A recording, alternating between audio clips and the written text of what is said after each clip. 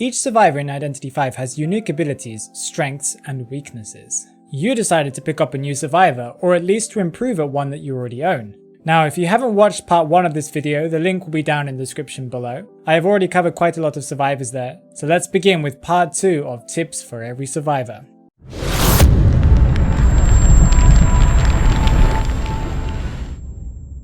Wildling. When playing Wildling, there are two things that you should do at the start of every match. First, you want to use your whistle ability. This whistling ability cancels tinnitus for the hunter, meaning that they can't know if there's a survivor near them or far away from them.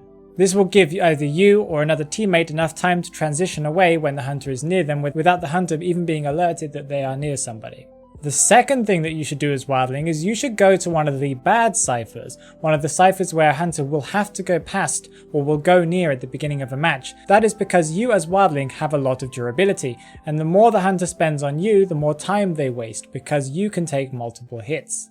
By taking the focus away from one of the decoders, for example, means that you might have more chance as a team to get more ciphers decoded sooner.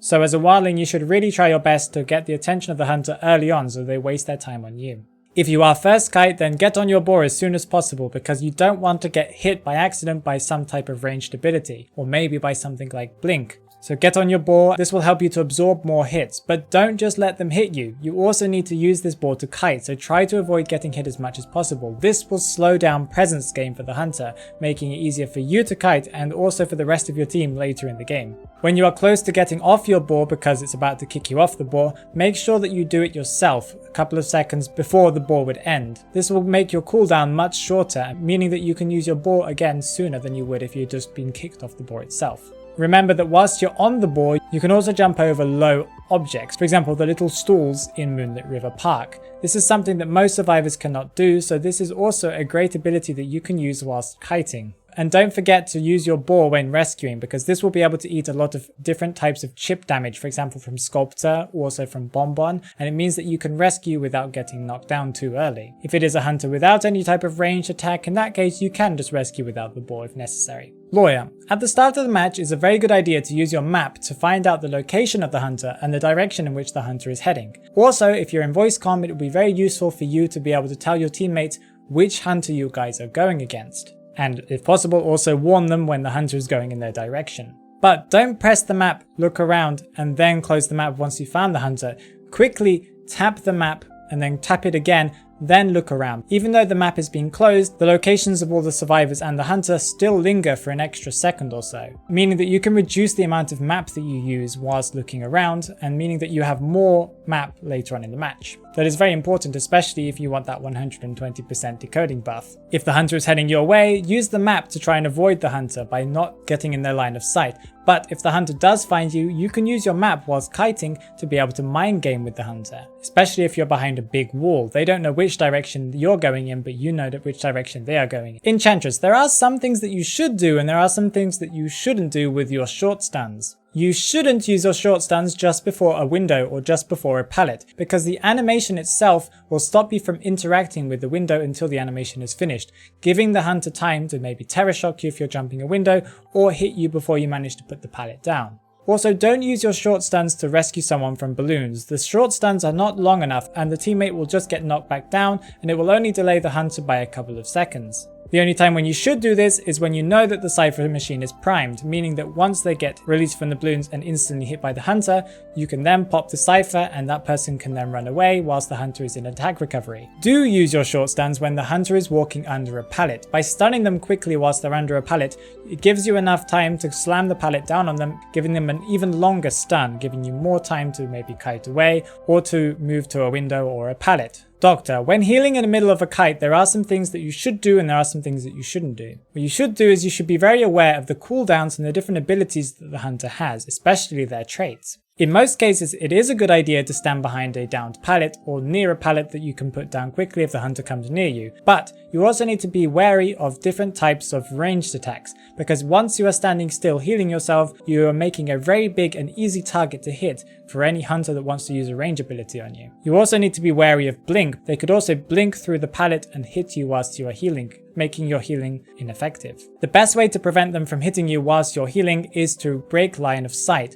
by maybe hiding behind a wall so they don't know if you're there or if you're running or not. This can give you a couple of seconds to heal up, and then you can move on and then heal up again once you're behind another wall, meaning that you have a little bit more confidence when trying to heal. Mind's Eye, using her cane efficiently is very important for her. Don't just use it as soon as the cooldown finishes, meaning that you can use it.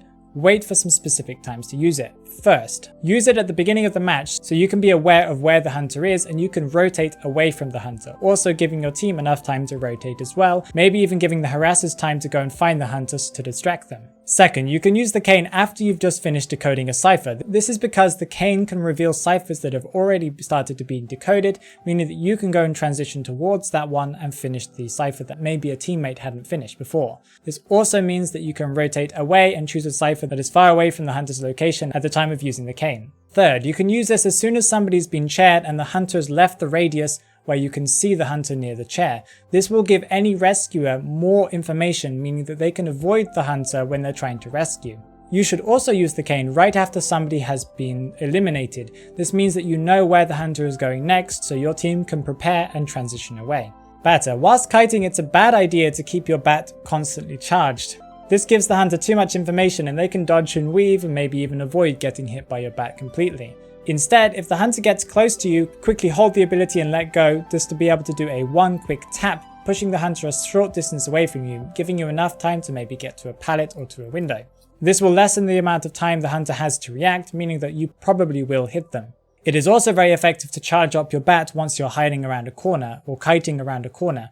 This means that the hunter doesn't know if you've got your bat ready or not, so when they turn around the corner, you're both taking them by surprise and also they have no way to avoid it because they're straight in front of you. Also, you've got to remember that batter is a harasser and most hunters will think twice when trying to pick somebody up if they know that there's a batter in the area. So just by threatening them with the bat whilst they're going to pick up a survivor will mean that you might give your team an extra few more seconds, especially when you're decoding that last cipher. Also, you need to remember that batter's stun is not very long, so once you've stunned the hunter when someone's in balloons, you need to quickly run towards them and body block, because the hunter in most cases will recover fast and try and hit the survivor that's trying to run away, so you should try and body block for them. Magician. Try to use his wands early on, especially if you're in early kite. His abilities are very focused towards stopping the hunter from hitting him, meaning that the hunter will also have less presence. Be careful though, because once you use his ability, there is a small period of time where you can't interact with your surroundings, meaning that you need to be careful that you don't try and vault a window once using the ability. Also, you can use your illusion to block doorways and small corridors. This can give you maybe enough time to kite away from the hunter because they have to now hit the illusion, or to give a teammate enough time to maybe get to a window, especially if they've just been rescued. There are still some more survivors for me left to cover. Are there any more tips that you know for the survivors that are in today's video? If so, tell me down in the comments below. And if you found this video interesting, please give this video a like. Subscribe if you want to learn some more tips, some tricks, maybe some secret information about Identity V that you didn't know. Take care guys. Bye bye.